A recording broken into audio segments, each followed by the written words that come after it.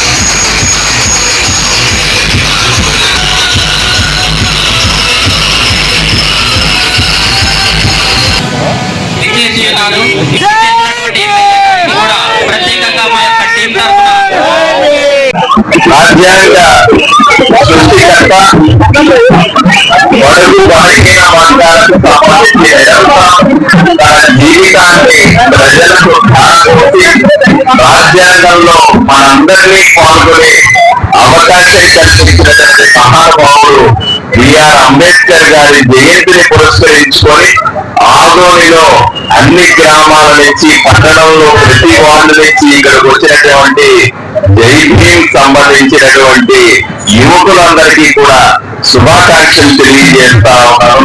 ఈ రోజు జరుగుతున్నటువంటి వేడుకలో పాల్గొంటున్న అందరికీ కూడా ఎంతో గర్వకారణంగా ఫీల్ అవుతా ఉన్నాను. తప్పనిసరిగా ప్రతి వీధిలో, ప్రతి ఇంట్లో జరగాల్సినటువంటి పండుగ ఇది. మనకు అన్ని విధాలుగా కూడా రాజ్యాంగంలో మనకు పూర్తి స్థాయి హక్కులు కలిగించి ఏ విధంగా నడుచుకోవాలి, ఏ విధంగా పరిపాలన చేయాలన్న విషయాన్ని స్పష్టంగా తెలిపినటువంటి అంబేద్కర్ గారికి సంపూర్ణ నివాళులు అర్పించాల్సిన అవసరం ఉంది. ఆయన జన్మదినాన్ని గ్రామ గ్రామాన జరుపుకోవాల్సిన అవసరం ఉంది. ఏదైతే ఆశయాల కోసం తన జీవిత కాలం అంబేద్కర్ గారు పోరాడారో, ఏ ఆశయాలని సాధించడానికి మనందరికీ స్ఫూర్తినిచ్చారో, ఏ ఆశయంతో మనమంతా రాత్రి పగలు ఈ నవ సమాజాన్ని, సమాజాన్ని నిర్మించడానికి కృషి చేస్తున్నామో, వీటికి పునరంకితం అవుతామని మనం ప్రతిజ్ఞ చేయాల్సిన అవసరం కూడా ఉంది.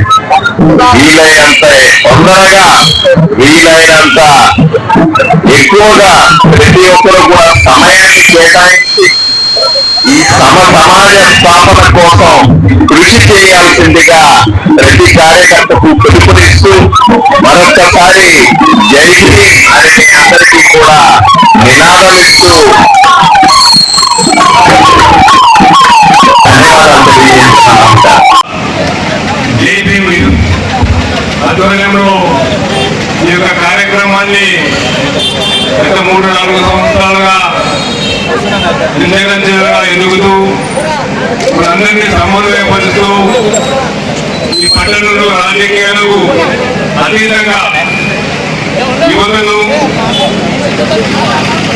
అందరినీ కూడా సమీకరించి పెద్ద ఎత్తున ఈ కార్యక్రమాన్ని నిర్వహిస్తున్నటువంటి నిర్వాహకులకు, అదేవిధంగా నాతో పాటు ఈ కార్యక్రమంలో పాల్గొన్నటువంటి యువ నాయకులు మనోజ్ రెడ్డి గారికి, అదేవిధంగా సిద్ధార్థ నాయుడు గారికి, ఇలాగే ఈ కార్యక్రమానికి ముఖ్య అతిథులుగా ఎమ్మెల్యే గారు కూడా హాజరయ్యారనేటువంటిది సమాచారం వచ్చింది కాబట్టి ఎమ్మెల్యే గారికి, ఇదేవిధంగా ఈ యొక్క ఆర్గనైజ్ చేస్తున్నటువంటి నాయకులకు, మీడియా మిత్రులకు, భవిష్యత్తులో కూడా ఏ ఆశయం కోసం అయితే అంబేద్కర్ గారు తన కడ ఊపిరి వరకు దళిత బలహీన వర్గాల కోరికే కాకుండా మొత్తం ఈ దేశంలో ఉన్నటువంటి ప్రజానికానికి అందరూ కూడా రాజ్యాంగ ఫలాలు అందాలనేటువంటి ఆరోగ్యంలో మరి నేటికి 135 సంవత్సరాలు గడిచినప్పటికీ కూడా ఈరోజు సజీవంగా మన మధ్యలో